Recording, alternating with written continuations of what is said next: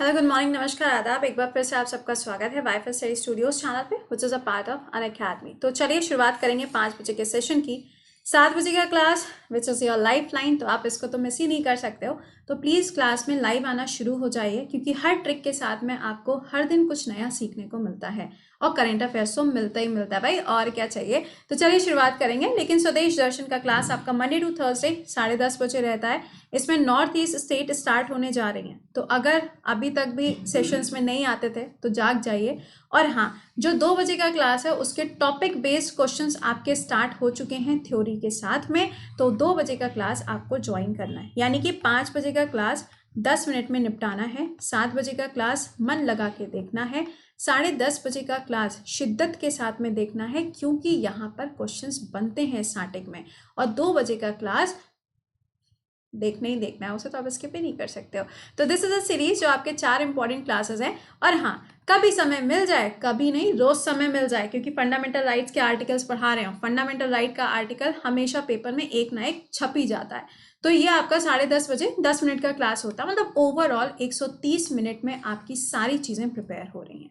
चलिए शुरुआत करेंगे। यहाँ पे सबसे पहला क्वेश्चन देखो, सेशन को लाइक और शेयर मार दीजिएगा। Okay, who gave the slogan of जय हिंद? ये जो नारा था ये किसने दिया था? सुभाष चंद्र बोस जी ने। मैंने कल के क्लास में भी आपको कुछ स्लोगन्स वगैरह पढ़ाए थे, तो प्लीज उनको भी नोट डाउन करना, ठीक है। अगला, डू और डाई, ये नारा कब दिया गया था? तो पहले तो याद रखना, क्विट इंडिया मूवमेंट में ये नारा दिया गया था, और ये शुरू तो होता है 42 में, लेकिन ये जो नारा दिया गया था ना, ये कब आया था? 44 में। मैंने आपको गवर्नर जनरल और वाइसरॉय की जब पूरी कहानी पढ़ाई थी ना, अभी थ्योरी वाली, दोपहर में 2 बजे के क्लास में, उसमें मैंने ये सारी चीजें आपको पढ़ा दी हैं। तो अगर आपने वो क्लास मिस कर दिया है, अब तो कुछ नहीं हो सकता। इसीलिए कहते हैं 2 बजे का क्लास मिस मत किया करो, जरूरी होता है वो आपके लिए। बट उसकी इंपॉर्टेंस आप ही समझ सकते हो, या मैं थोड़ी ना 10 बार समझाऊंगी और आप समझ जाओगे, ऐसा नहीं है। तो महात्मा गांधी जी के द्वारा इसकी शुरुआत करी जाती है। इसी वाले मूवमेंट में अगर आप देखेंगे तो आपको एक और नाम देखने को मिलता है। वैसे नाम तो बहुत सारे हैं, बट एक और नाम आपको मिलेगा। अच्छा, आप लोग बताओ, कौन से विमेन थी? जो 2 नाम आपको यहाँ से मिलते हैं जिन्होंने रेडियो के थ्रू, रेडियो की सहायता से लोगों को संबोधित किया था, ठीक है। अगला सुनिएगा, when is world environment day celebrated? ये कब मनाया जाता है? 5 जून को। और इस बार की जो इसकी थीम थी वो क्या थी? बायोडाइवर्सिटी। मैंने आपको कहा है 3 शब्द याद रखना, biodiversity, climate change and sustainable. ये शब्द कहीं पर भी आ जाएंगे, आप उसका आंसर मार्क कर दोगे। और हाँ, आज दोपहर में 2 बजे इंपॉर्टेंट डेज ही पढ़ाना हम शुरू करेंगे विद थीम इस बार की और पिछली बार की, क्योंकि पेपर में 2020 के भी थीम्स पूछे जा रहे हैं और 2019 के भी थीम्स पूछे जा रहे हैं। अगला सवाल, नेशनल स्पोर्ट्स डे जो मनाते हैं हम, वो यहाँ पे किसके बर्थडे के लिए मनाया जाता है? तो मेजर ध्यानचंद। इनको हॉकी के जादूगर के नाम से भी जाना जाता है, और ये डेट क्या है? 29 को सेलिब्रेट किया जाता है। अगला सुनिएगा, इसी दिन पे राजीव गांधी खेल रत्न अवार्ड्स भी दिए जाते हैं। Which is the sports day? अब अभी मैंने आपको बता ही दिया है। अगला सुनिएगा, when is teachers day celebrated? Answer क्या हो जाएगा? 5 सितंबर। लेकिन अगर मैं आपसे कहूँ कि वर्ल्ड टीचर्स डे कब मनाया जाता है, तो आप बोलोगे 5 अक्टूबर को। दोनों की डेट सेम है, सिर्फ मंथ अलग अलग होते हैं। अब आप मुझे बताएंगे कि किसका बर्थडे होता है? क्या वो वाइस प्रेसिडेंट रह चुके हैं? क्या वो प्रेसिडेंट की तरीके से भी काम किए थे? जरा मुझे उनका नाम बताइएगा। अगला, वेयर वॉज आज़ाद हिंद फौज स्टैब्लिश? इसको कहाँ पे स्टैब्लिश किया गया था? तो सिंगापुर के अंदर इसको बनाया गया था। कल मैंने आपसे पूछा था कि यहाँ पे ये क्या नाम है, सुभाष चंद्र बोस जी ने इसको कब ज्वाइन किया था, तो आप आंसर कर लोगे। अब यहाँ पे इसको स्टैब्लिश, यानी कि इसका जो सेंटर बना था वो सेंटर क्या था? That was Singapore. ओके, ये ईयर याद रखना, ये ईयर आपको ऑप्शन में अक्सर मिल जाता है। अगला, where is India Gate located? ये कहाँ पर है? नई दिल्ली के अंदर है। आपको ये चीज पता है कि 1911 में दिल्ली को राजधानी के रूप में डिक्लेयर किया गया था। 1912 में इसको दिल्ली को क्या कैपिटल बना दिया गया था। ओके, अब पॉइंट सुनिएगा, कौन आता है यहाँ पे? किंग जॉर्ज आता है ना यहाँ पे इंडिया के अंदर, जब वो विजिट करते हैं तभी तो यहाँ पे इसका उद्घाटन किया जाता है, तो ये आपको ध्यान रखना है। अगला, where is the Gateway of India? दोनों अलग है, पता चला, एक ही मार्क करके चले आओ, मुंबई के अंदर मिलेगा। अगला, कुतुब मीनार, ये कहाँ पर है? आंसर दिल्ली। देखो, कुतुब मीनार की शुरुआत जो है वो करी गई थी किसके द्वारा? कुतुबुद्दीन ऐबक के द्वारा, है ना। तो आप क्या मुझे बताएंगे कौन से सूफी सेंट थे जिनके लिए यहाँ पे इसको बनवाया गया था? मुझे सूफी सेंट का नाम जानना है, क्योंकि जब यहाँ पे दिल्ली सल्तनत आती है तो इनके द्वारा सूफिज्म को सबसे ज़्यादा प्रमोट किया जाता है। तो वो सूफी सेंट कौन से थे? दूसरा, शुरुआत तो इन्होंने करी थी, लेकिन ये याद रखिएगा फिरोज शाह तुगलक का नाम भी आता है, इल्तुतमिश का नाम भी आता है। इल्तुतमिश ने इसको पूरा करवाया था और ऐसा कहा जाता है कि जो इसकी 5वीं वाली मंजिल है, यानी कि जो टॉप वाला फ्लोर है, उसको यहाँ पे रिकंस्ट्रक्ट भी करवाया था। किसने? फिरोज शाह तुगलक ने। अगला, चार मीनार कहाँ पर है? सिंपल, हैदराबाद। कौन सी नदी के किनारे? मूसी नदी के किनारे आपको इसकी लोकेशन मिलेगी।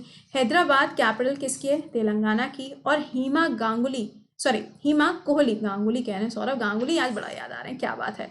हिमा कोहली की बात करें तो इनको अभी हाल ही में यहाँ पे हाई कोर्ट के चीफ जस्टिस के रूप में अपॉइंट किया गया and she is the first female of Telangana जिनको यहाँ पे अपॉइंट किया गया। अगला, गोल्डन टेम्पल। मैंने आपको पढ़ाया हुआ है किसके बारे में कि जो अमृतसर है वो पहले लैंड हुआ करता था ना, रामदास जी को लैंड दिया था अकबर ने और उसके बाद में उन्होंने क्या किया था? रामदास नगर बनवाया था। तो अब आपको याद रखना है दैट इज अमृतसर। अगला, with whom is the light year is related. Light year का इस्तेमाल किस चीज़ के लिए किया जाता है? डिस्टेंस के लिए होता है, जैसे कि स्टार्स का डिस्टेंस कितना है अर्थ से, इसको कैलकुलेट करने के लिए इसका यूज होता है। Who said the earth revolves around the sun? किसके द्वारा ये बोला गया है कि जो पृथ्वी है वो सूर्य के चारों ओर चक्कर लगाती है? तो कॉपरनिकस ने ये बात कही थी। अच्छा, एक और पूछा जाता है, ये एस्टेरॉइड्स कहाँ पे पाए जाते हैं, है ना? तो अगर पूछा जाए तो ये मार्स और जुपिटर के बीच में पाए जाते हैं। इस लाइन को हम क्या कहते हैं? ये है आपकी कैपिलस बेल्ट। ये याद रखना क्योंकि इन्होंने इसको खोजा था तो इन्हीं के नाम पे इसको रखा गया था। Who invented the telephone? Trenton किसने खोज करी थी? तो ट्रेंटन है तो भैया बेल ही तो बजेगी ना, तो क्या है? ग्राहम बेल ने इसकी खोज करी थी। कौन सी ऐसी डिजीज है जो यहाँ पे बाइट ऑफ फीमेल, क्या फीमेल मॉस्किटो के काटने की वजह से होती है? अभी कहोगे मलेरिया। क्यों? डेंगू फीवर नहीं होता है, डेंगू फीवर भी होगा आपका, या जैसे कि येलो फीवर होता है, ये भी आपका इसी सेम मॉस्किटो बाइट से ही होता है। अगला, कौन सा ऐसा विटामिन है जो सनलाइट से मिलता है? धूप, जादू, क्या मिलेगा उसको? विटामिन डी मिलेगा। चले next, how many bones are there in human body? हमारी बॉडी के अंदर टोटल कितनी बोन्स होती हैं? 206 होती हैं। बच्चों में कितनी पाई जाती हैं? चिल्ड्रंस में कितनी होती हैं? कमेंट बॉक्स में आंसर करके बताइएगा। अगला, और प्लीज सेशन को लाइक और शेयर जरूर किया करो अगर आपको लगता है कि हाँ दी सेशंस आर बेनिफिट, कहीं ना कहीं से हमारे लिए बेनिफिट को लेकर आ रहा है। ठीक है। अगला, कौन सा ऐसा ब्लड ग्रुप है जिसको हम प्रोवाइडर कहते हैं? यानी क्या हो जाएगा? O minus. तो प्रोवाइडर का मतलब क्या हो गया? यहाँ पे किसी चीज को प्रोवाइड करेगा, डोनेट करेगा। ठीक है। एक्सेप्टर कौन सा हो जाएगा? AB। अगला, इन विच यूनिवर्सिटी चाइनीज ट्रैवलर जुआन ज़ैंग स्टडीड? ये कहाँ पे पढ़े थे? नालंदा। पता है नालंदा की अजबी कहानी है, आपको पता है यूनेस्को के अंदर ये आती है, बिहार के अंदर है, नालंदा नाम की जगह है, राजगीर वगैरह आपने सुना होगा, गौतम बुद्ध जी के एक नाम के साथ में जुड़ा हुआ है। नालंदा यूनिवर्सिटी जो थी ना, जब उसको जलाया गया था तो उसके अंदर इतने सारे रिसर्च पेपर्स हुआ करते थे कि सोचो नालंदा यूनिवर्सिटी 6 महीनों तक जलती रही थी। तो इनकी भी अलग ही कहानी है। ठीक है। चलिए, तो शुरुआत करेंगे यहाँ पे 7 बजे के सेशन में। लाइव सेशन होगा आपका करंट अफेयर्स, और एक ट्रिक के साथ में आपको पूरा का पूरा एक सेशन भी समझाया जाएगा। तो ये है आपका फिलहाल सफलता बैच। आप IB की तैयारी करो, SSC एग्जाम की तैयारी करो, SSC में कोई भी MTS है, JEE है, एनी एग्जाम, या फिर आप यहाँ पे लेखपाल की भी तैयारी करना चाहते हो या स्टेट लेवल पर सिर्फ प्रीलिम्स पढ़ना चाहते हो, आप इस बैच को ज्वाइन कर सकते हो। ठीक है। इसके अंदर 26 जनवरी से मेरा नया बैच स्टार्ट होने जा रहा है। ज्योग्राफी स्टार्ट होगा क्योंकि GS के सारे सब्जेक्ट्स हम ही इसमें पढ़ाएंगे। तो नया बैच स्टार्ट होगा ज्योग्राफी का, ज्योग्राफी खत्म होगा फिर पॉलिटी, फिर हिस्ट्री, फिर इकोनॉमिक्स, फिर साइंस, ऐसे पढ़ाया जाएगा। बाकी मैथ्स, इंग्लिश, रीजनिंग आप किसी भी एजुकेटर की देख सकते हो। कोड क्या लगेगा? कृति 10 कोड लग जाएगा। और ये ध्यान रखना, अभी इसकी फी कितनी है? 5400 पूरे साल भर की, सारे सब्जेक्ट, सारे एजुकेटर्स। ठीक है। दूसरा सुनिएगा, UPSC की बात कर लें। ये 29 से बैच स्टार्ट हो चुका है। अगर अभी भी ज्वाइन नहीं किया है तो ज्वाइन कर लीजिए, क्योंकि प्रीलिम्स स्पेसिफिक भी आपका क्लासेस स्टार्ट होने वाले हैं। तो please join this batch. Code क्या लगेगा? कृति 10 कोड लगेगा, ये ध्यान रखिएगा, आपके लिए ज़रूरी है। अगर आप क्रैक करना चाहते हो एग्जाम तो एक कंटिन्यूटी हमेशा ज़रूरी होती है। स्टेट पीसीएस में भी प्रीलिम से पूरा इंटरव्यू तक प्रिपेयर करना है, you can join this batch. या अगर आपको यहाँ पे UPSC की तैयारी करनी है तो भी you can join this batch. चलो मिलते हैं फिर 7 बजे की क्लास में। टिल देन खुश रहिए, मुस्कुराते रहिए, बाय बाय, टेक केयर।